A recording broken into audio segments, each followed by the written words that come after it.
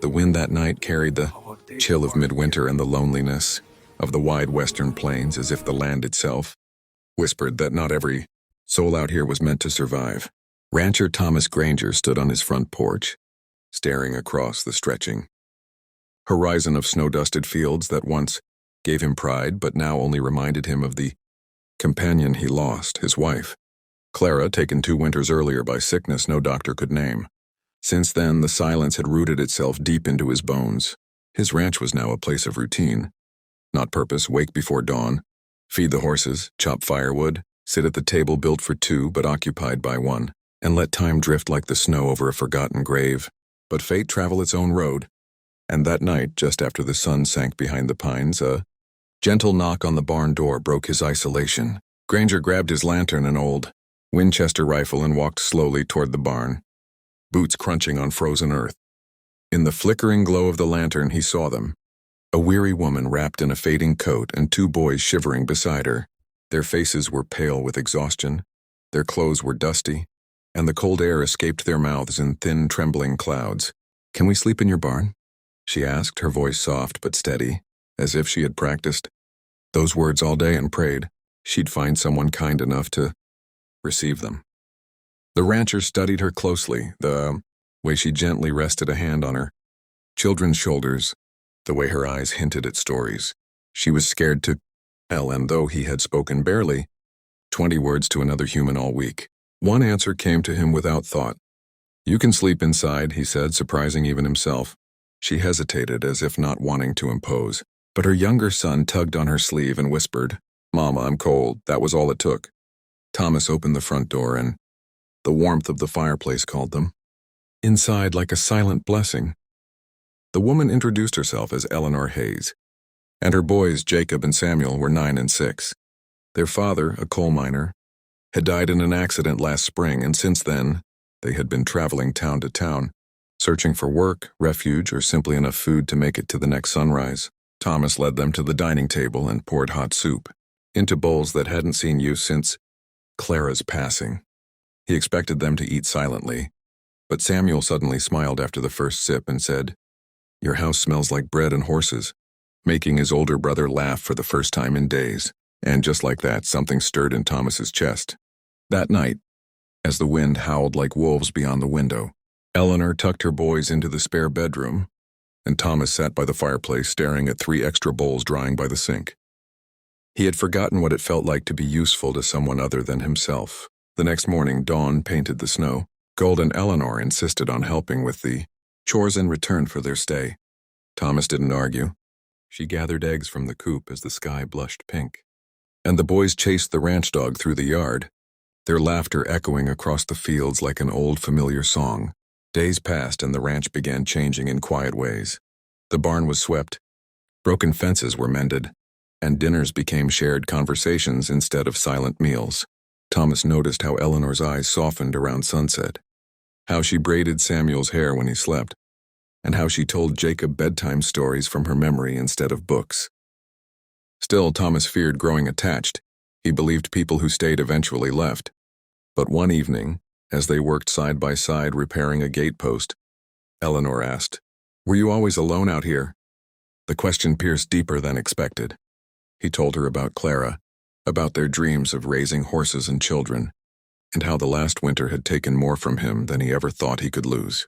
Eleanor listened without interrupting, and when he finished, she placed a gentle hand on his arm and said, "A heart that helps others never dies. Alone." Her words settled in him like a seed awaiting spring. And then came trouble.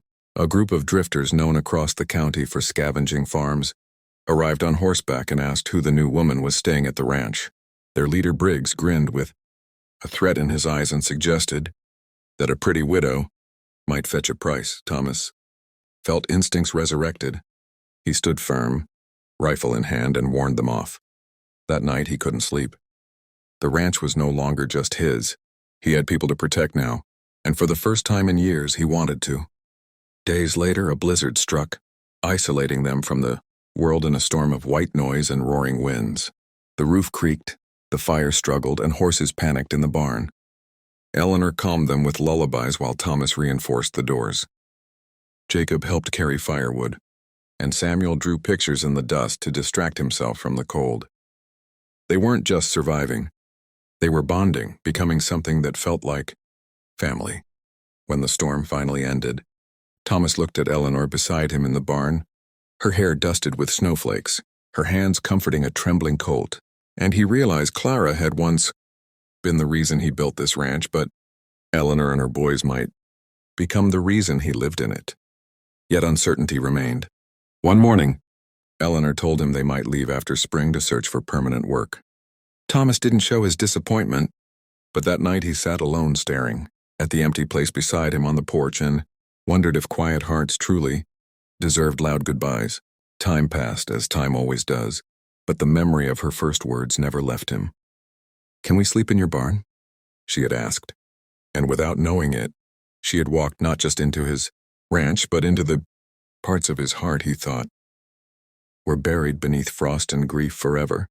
Spring arrived, like a miracle, as if the land itself had been waiting for a reason to grow again, and with it came blooming dandelions, soft breezes, and the question of whether Eleanor and her boys would truly leave.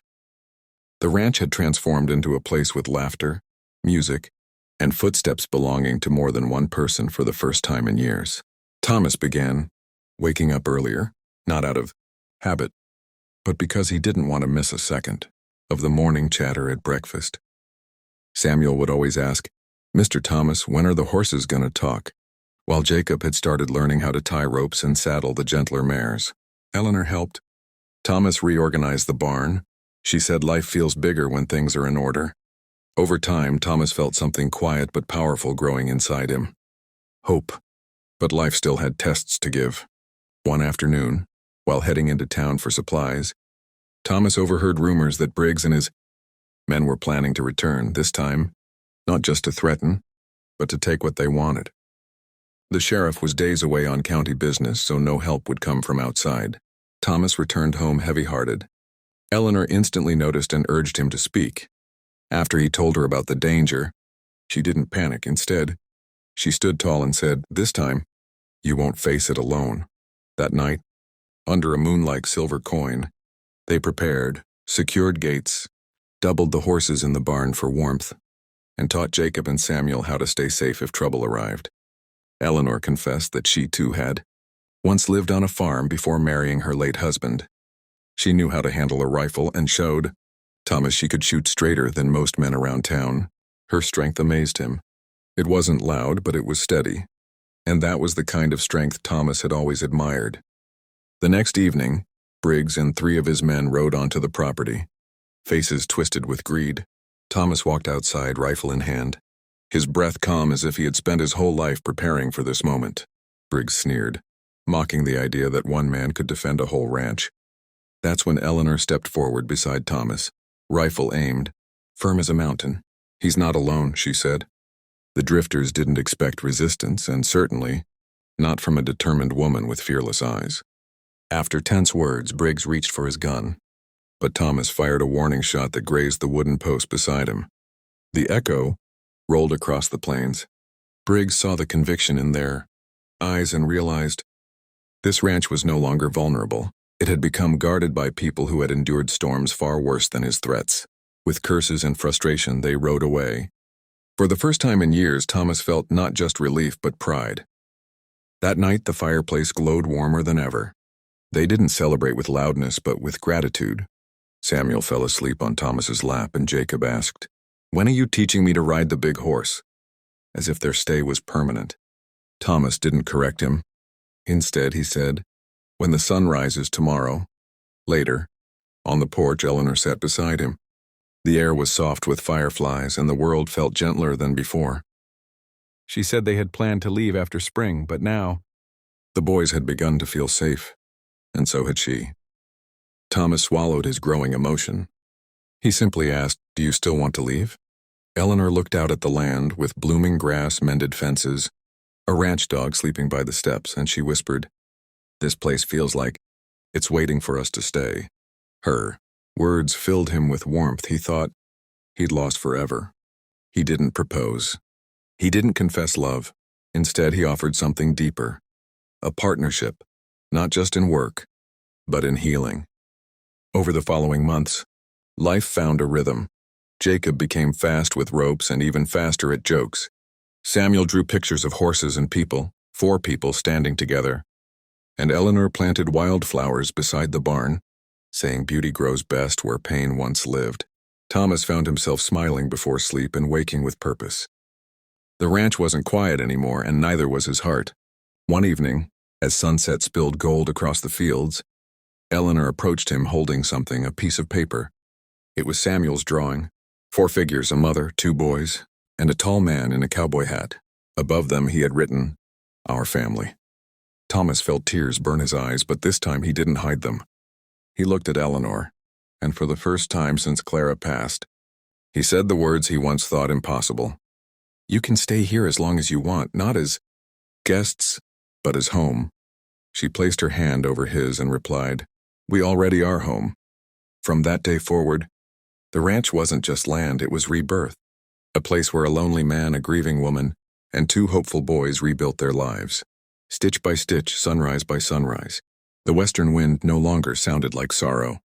It sounded like welcome, like a hymn for hearts made new. And sometimes, it all begins with a single question. "Can we sleep in your barn?" And a single answer. "Yes, come in."